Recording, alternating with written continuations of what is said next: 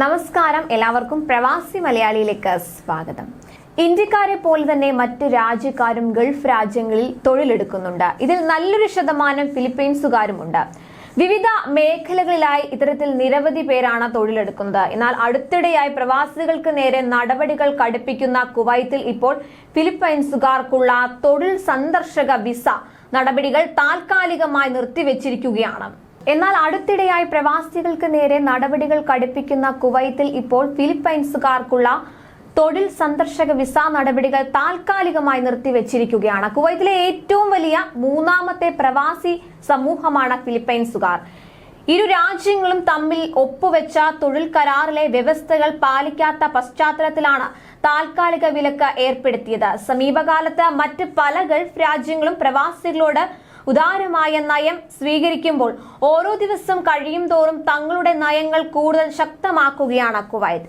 2018 മെയ്യിലാണ് ഗാർഹിക തൊഴിലാളി റിക്രൂട്ട്മെന്റിന് ഇരു രാജ്യങ്ങളും പുതിയ കരാറിൽ ഒപ്പിട്ടത്.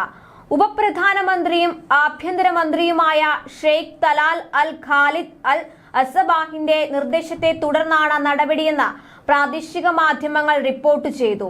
എന്നാൽ നിലവിൽ രാജ്യത്ത് കഴിയുന്നവർക്കും കുവൈത്തിൽ വിസയുള്ളവർക്കും വിലക്ക് ബാധകമാവില്ലെന്നാണ് സൂചനകൾ. തൊഴിലാളിയുടെ മരണവുമായി ബന്ധപ്പെട്ട് നേരത്തെ ഗാർഹിക തൊഴിലാളികളെ അയക്കുന്നത് ഫിലിപ്പൈൻസ് നിർത്തിയിരുന്നു.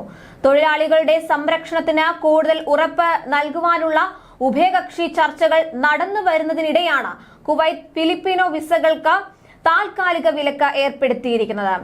എന്നാൽ കഴിഞ്ഞ 3 വർഷത്തിനിടെ 1.15 മില്യണിലധികം പ്രവാസികളുടെ വിസയാണ് കുവൈത്ത് റദ്ദാക്കിയിട്ടുള്ളത്. 2022 ജനുവരിക്കും 2023 ഏപ്രിലിനുമിടയിൽ മാത്രം 67,000 പ്രവാസികൾ രാജ്യം വിട്ടു.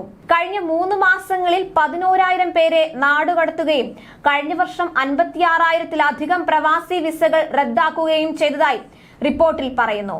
60 കഴിഞ്ഞവരും ബിരുദ യോഗ്യത ഇല്ലാത്തവരുമായ പ്രവാസികൾക്ക് വിസ പുതുക്കാൻ 800 ദിനാർ ഫീസ് ഈടാക്കുന്നതും പ്രവാസികൾക്കുള്ള സൗജന്യ ചികിത്സയും മരുന്നുകളും നിർത്തലാക്കിയതും എല്ലാ മേഖലകളിലും സ്വദേശവൽക്കരണം നടപ്പിലാക്കുകയും അധ്യാപകർ ഉൾപ്പെടെയുള്ളവരെ പൊടുന്നനെ പിരിച്ചുവിടുകയും ചെയ്തതും ഉൾപ്പെടെയുള്ള പ്രവാസികൾക്കെതിരായ പ്രവർത്തനങ്ങളാണ് കുവൈത്ത് നടപ്പിലാക്കുന്നത്. അടുത്തിടെയായി രാജ്യത്തെ പല നിയമങ്ങളും പരിഷ്കരിക്കപ്പെട്ടിട്ടുണ്ട്. ആ കൂട്ടത്തിൽ ഏറ്റവും പുതിയതാണ് ഡ്രൈവിംഗ് ലൈസൻസിന്റെ കാര്യത്തിൽ സ്വീകരിച്ചിരിക്കുന്ന നിലപാട്. പ്രവാസി ഡ്രൈവിംഗ് ലൈസൻസിന്റെ കാലാവധി 3 വർഷത്തിൽ നിന്ന് 1 വർഷമായി കുറച്ചതായാണ് കുവൈത്ത് ട്രാഫിക് വിഭാഗം അറിയിച്ചത്.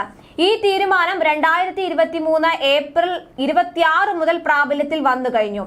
മാത്രമല്ല, പ്രവാസികൾക്ക് അനുവദിച്ച ലക്ഷക്കണക്കിന് ഡ്രൈവിംഗ് ലൈസൻസുകൾ നിയമം പാലിച്ചാണോ നൽകിയതെന്ന് ഉറപ്പാക്കാൻ ആഭ്യന്തര മന്ത്രാലയം അവലോകനം നടത്തി വരികയാണ്. വ്യാപകമായ അഴിമതി ആരോപണത്തെ തുടർന്നാണ് നടപടിയെന്നാണ് മന്ത്രാലയം പറയുന്നത്. എന്തായാലും ഇത് സംബന്ധിച്ചുള്ള പരിശോധനകളും കുവൈത്ത് കടുപ്പിച്ചിരിക്കുകയാണ്.